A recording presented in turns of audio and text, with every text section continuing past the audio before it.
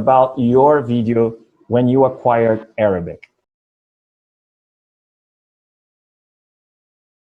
Today's my first day. I don't speak any Arabic. You know that, I know that. I know to say hello, salam alaikum, salam alaikum. And you're gonna say yes or no. So you're gonna teach me something, and then you're gonna say yes or no. You're gonna say nam or la, nam or la. Okay, so today's lesson is gonna be on clothing and colors. Just clothing and colors, okay?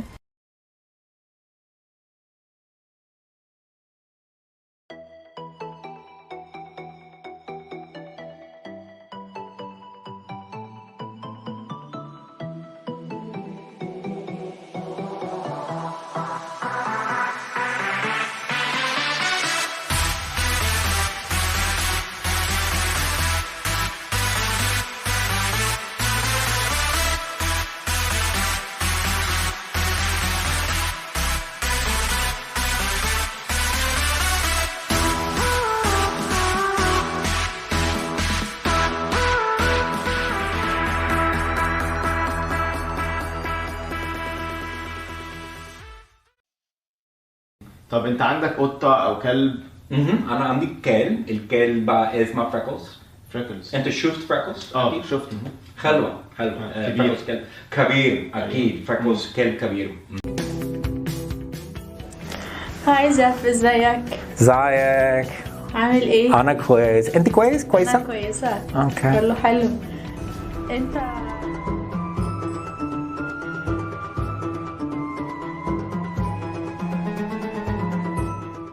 في دلوقتي في ركب كتير النهارده صح؟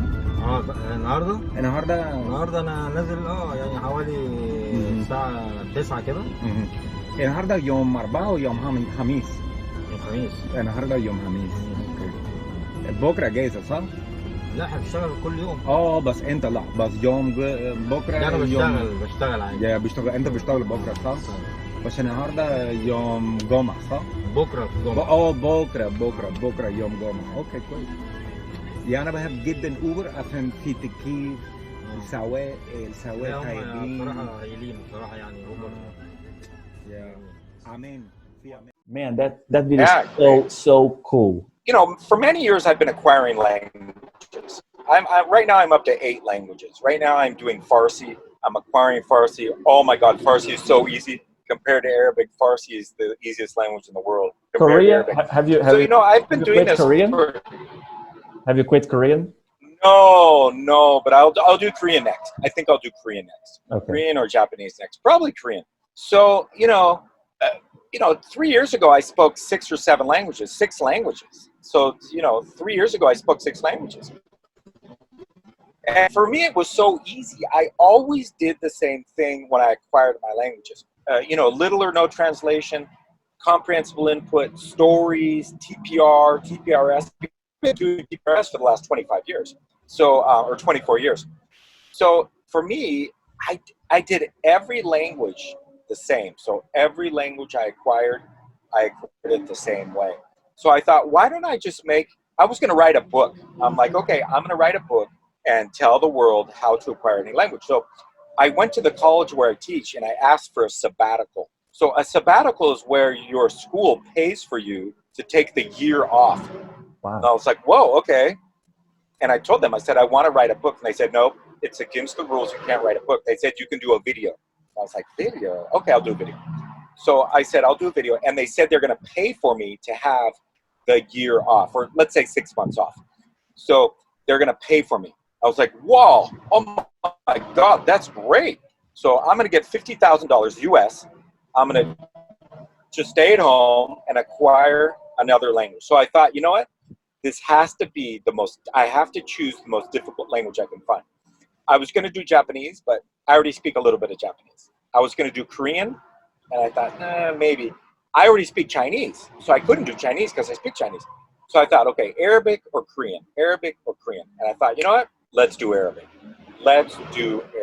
So I said, okay, I'm going to do 1 year of Arabic. I'm going to film the entire process, and I'm going to make a documentary about the entire process. So it was the most work I've ever done in my entire life. I have never worked so hard in my life. Compared to the $50,000 they gave me, wasn't even worth it.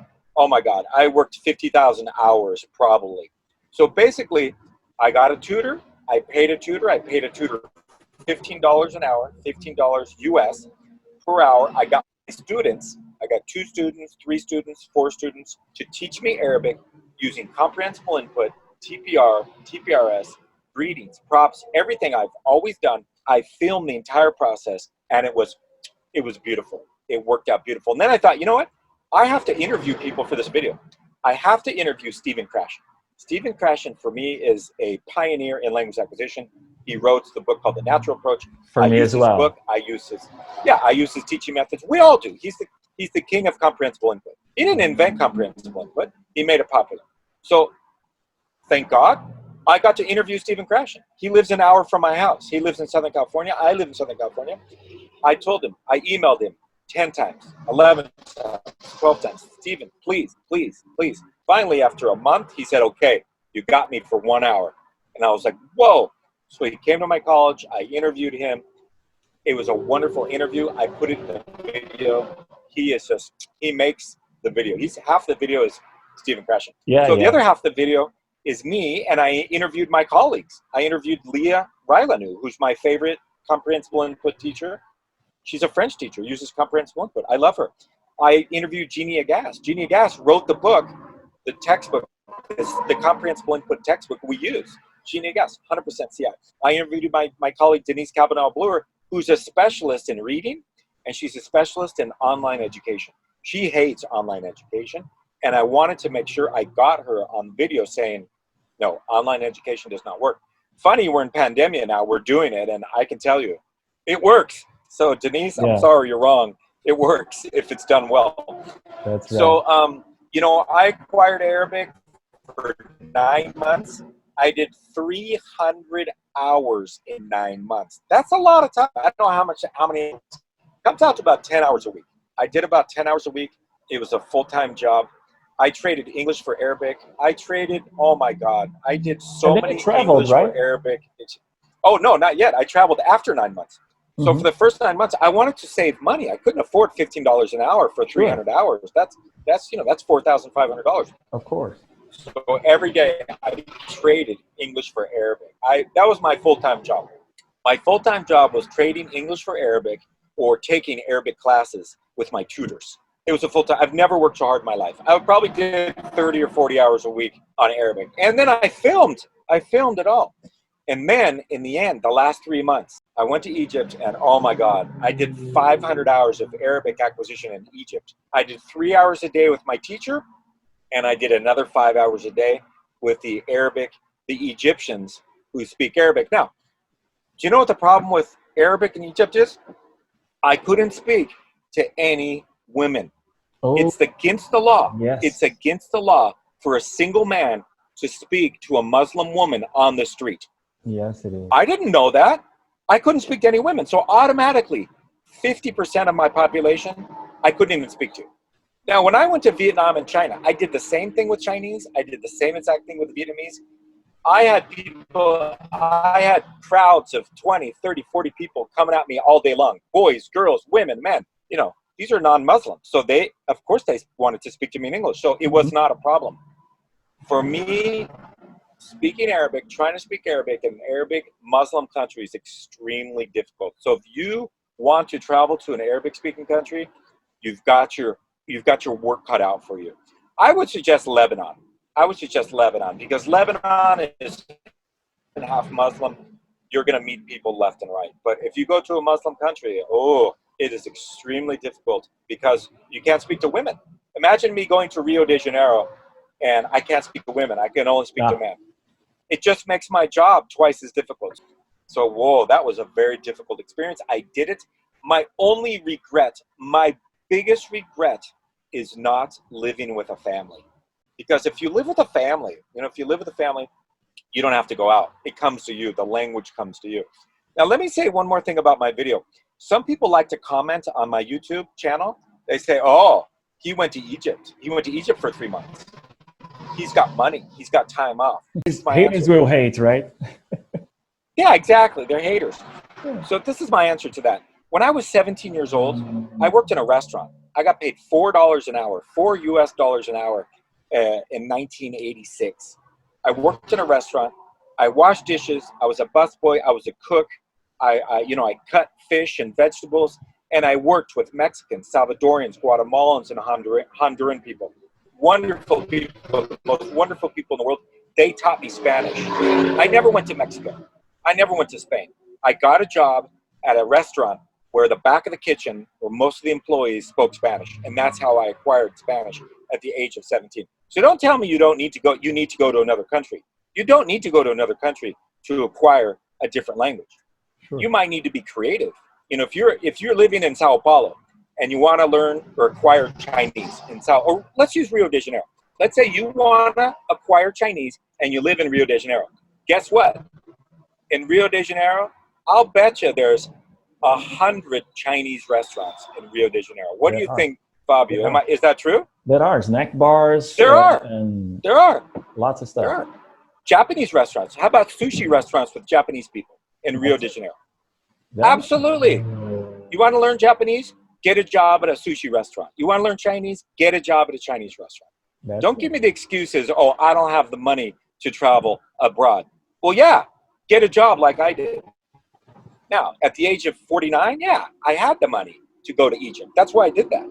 But when I was 17, hey, I worked my ass off. So if you want to acquire language, get a job where that language is spoken, and then you don't need to travel that country. And despite not being able to talk to women, still, it was a hell of an experience, right? Because oh my God, hell of an experience. I met some wonderful people. I met some wonderful friends. I'm still friends with 10 people on Facebook. You know, they send me birthday cards. I send them birthday wishes. I speak Arabic still probably 2 or 3 times a week. My Arabic is still really strong, really, really strong because I acquired it. I acquired Arabic. If I would have learned Arabic at a school, like taking Arabic classes, forget it. I'd forget everything in about 2 weeks. That's what I usually tell my audience on Instagram. I have an Instagram profile in cool. About English and stuff, and I talk about a lot about acquisition. And I always tell people, try to learn a language, try to acquire it, because the more you acquire, the better you feel. Right? When you learn, you know, you tend to forget. So the best way is to acquire language. So and you did it beautifully. Let me say one more thing about one of the comments I get on my YouTube channel. A lot of people say, oh, he speaks 6 languages, so of course he's going to learn another language quickly. He knows how to learn languaes. He's a language teacher. I'm a language teacher, so of course it's going to be easy for me. You know what? No, it wasn't easy for me. I did 800 hours of Arabic. 800 Arabic hours. That's the equivalent of 4 years of Arabic instruction. 4 years of 100% comprehensible input. I don't know anybody who's done 800 hours of anything. You show me somebody who played tennis for 800 hours. That will be a professional tennis player. Show me somebody who plays guitar for 800 hours. I guarantee that guy or girl is going to be a wonderful guitarist. You do 800 hours of anything, you're going to master that subject. Not perfectly. You know, it takes 10,000 hours to master anything. Sure. But still, you know, nobody I know has done 800 hours of any language. I know maybe a handful of people. To me, you are the Michael Jordan of languages. Yeah, 800 hours. It was so much work, and anybody could do it. It takes hours. It's all about hours in. How many hours of comprehension? And that's I don't care if you're I don't care if you're a 6-year-old child. You do 800 hours of Arabic, you're going to speak Arabic really well. Sure. Or a 60-year-old man. When you say it, I think it's interesting because I've already spoken to some other professionals, you know, piano teachers, guitar teachers, and the thing that really makes me, you know, I really makes me feel like angry. It's when people say, speak English in 3 months and become fluent in 2 weeks. 6 months. You know, they like to say 6 months. That's so dirty. You know, that's even dirtier than you know, cursing, because that is fooling people. Well, I think 90% of people don't believe that.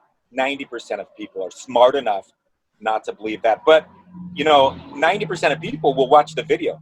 There's a video on YouTube that says how to learn a language in 6 months. It's got like 16 million views. 16 million views. That's good. People like it easy, right? People like it easy. They want a shortcut. Everybody wants a shortcut. There's no shortcut to language acquisition. No, there's no way. The good news is it's fun.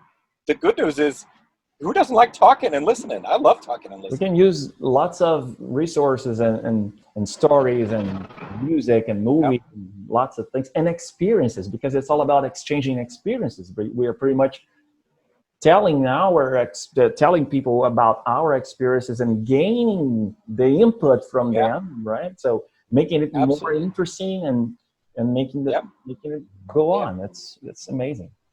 You know what? One of the reasons I think we like it is because we get to be a baby again. We get to be that baby again. I become a baby again. I miss that. I miss being a baby. That's it. I usually tell my students that acquiring a language is like having a glass, which you cannot see how much water is in it, but you got to keep filling it up, because once you have filled it up, the